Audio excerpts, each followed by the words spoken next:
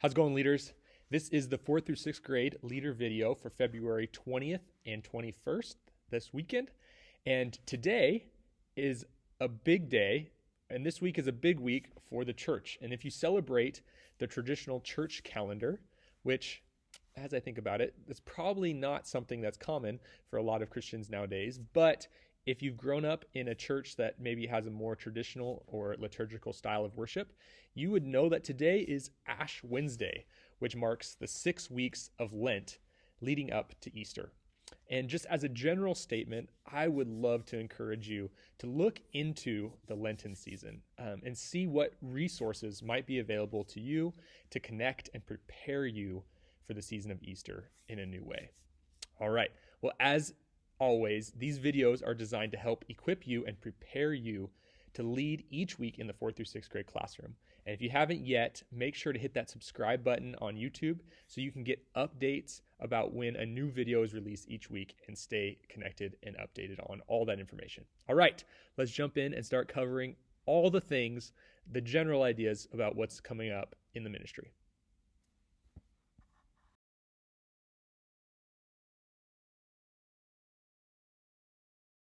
Alrighty, so all the things segment for this week, just first thing I wanted to cover is actually a recap from last week. If you didn't get a chance to watch last week's video in the all the things segment, I talked about the rewards wheel. And so I've included a link in the leader email for this weekend, and I've also included a link in the YouTube description if you're not serving this weekend. That way you can still access it.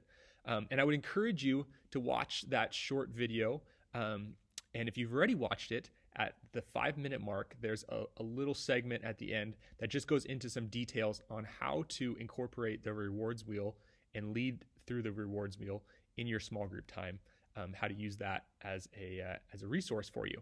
So check that out.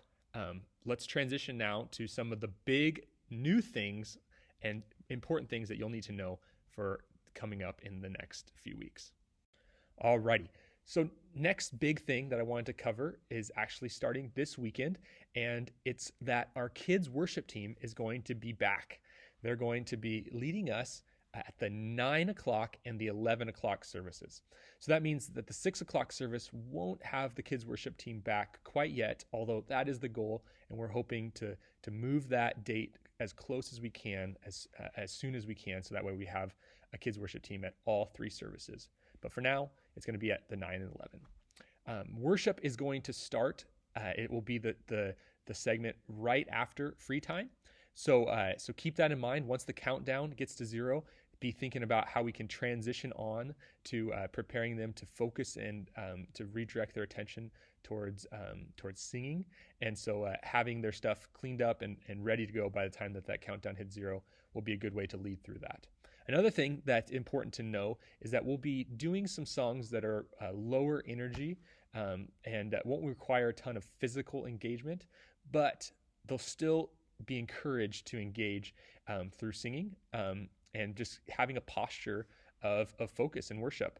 So the best way to lead through that is for you to have that posture in your worship time and focus and redirect your attention on how you can connect and sing about Jesus. And I know that that's such a natural thing for a lot of us, but invite kids into that opportunity.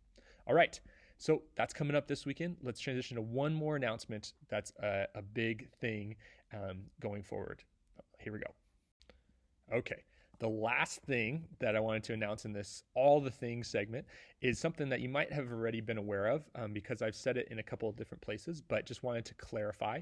So Brianna and I are expecting a new baby, and her name is going to be Ruby Marianne Sagan, and we're super excited about that, and I hope that is not brand new news to you, but what's important for this ministry and for what your role looks like is that I'm going to be taking a 6-week paternity leave break starting once Ruby is born, so whenever that happens.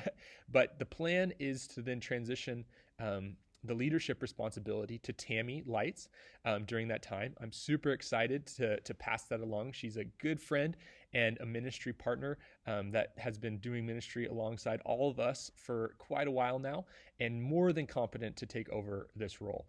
So she will be taking over for me, and I will give more information about what that will look like in the next coming weeks, but wanted to make sure that that was clear going forward and that you guys are aware of that. All right, let's transition now to the weekend stuff. So if you are not serving this weekend, here's your chance to check out. But if you are serving this weekend, stay tuned and let's cover what's coming up.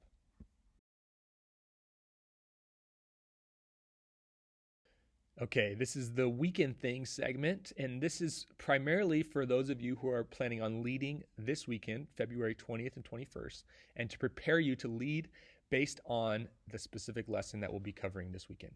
So the first thing that I wanted to cover is actually something that is so imperative to the lesson, but it's not dependent on the lesson, and that is our free time. And I wanted to address this because since switching to the new room, I know that the dynamic of this free time has changed a little bit, but the vision for why we do it hasn't.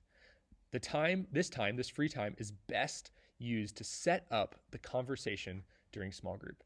And by helping your group participate in a game or activity like coloring or Legos or Spotted or what do you meme, all these things, it's creating an environment for your kids to feel comfortable to open up. So just remember this, and as we transition to our lesson, you'll understand why. Communicating and participating, getting kids engaged is a great way to communicate that all the things that we do in the classroom can be an expression of worship and can connect us in community with Jesus. And the way we participate, the way we connect at the beginning of class really sets up those conversations later on. All right, let's cover the lesson for this weekend and what we're going to be specifically talking about this Sunday and Saturday.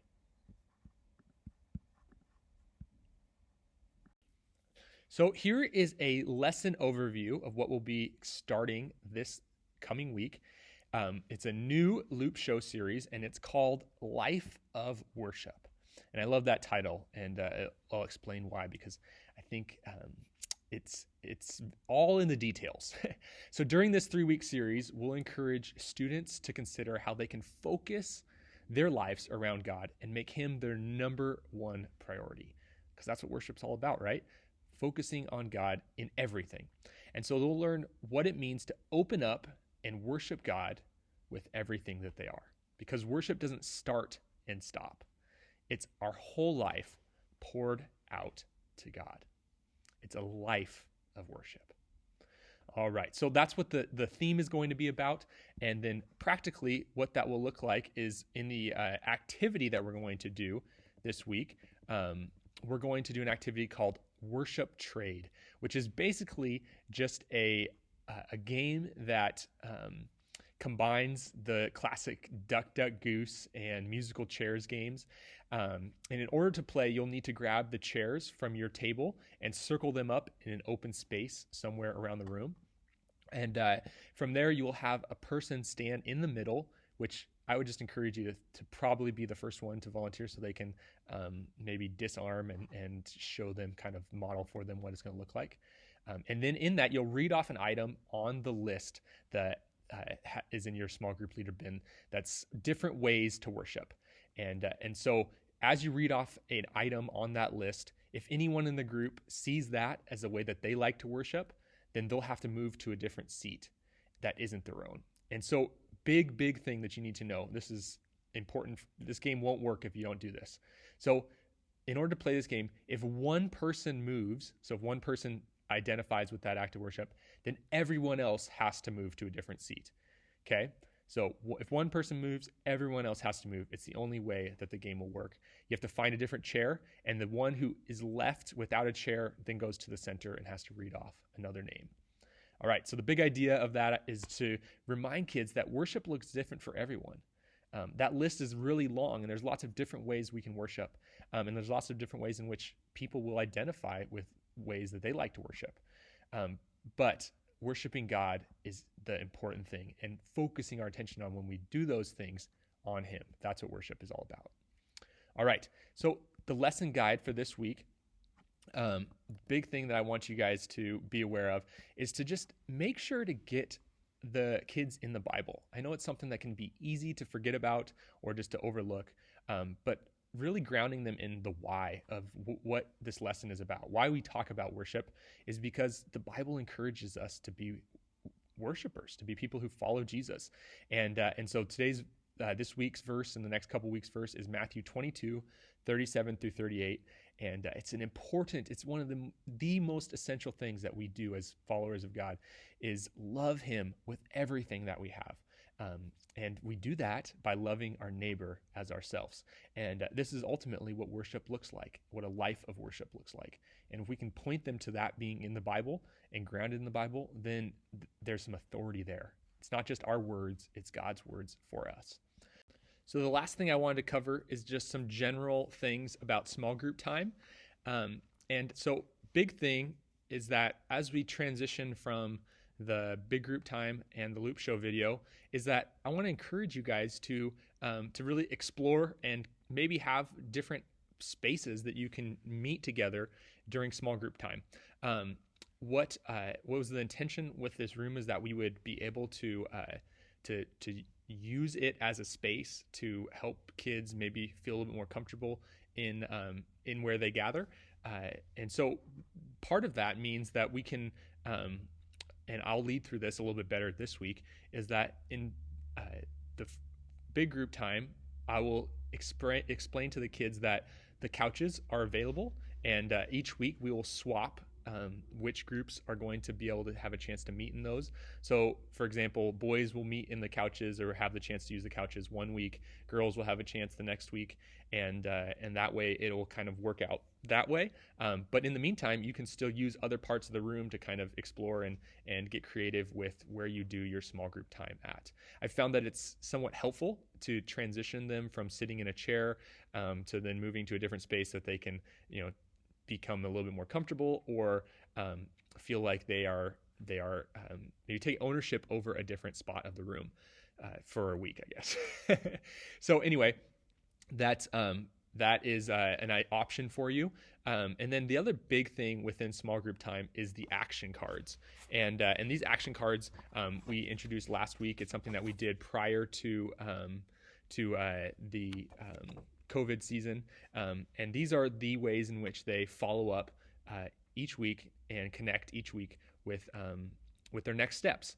And so I explain more of this in the video on how to lead with the rewards wheel. So if you want to just check that out, that's great. But make sure that you engage them during small group time in setting the monthly challenge for their action card, writing it down in that spot that says to do, and then keeping it in their bag so that way they can go home and participate in that this week, and then bring it back so you can be excited and celebrate with them as they do the next steps that we're doing together. So that's all the things to know for small group time that are, I guess, specific to small group time.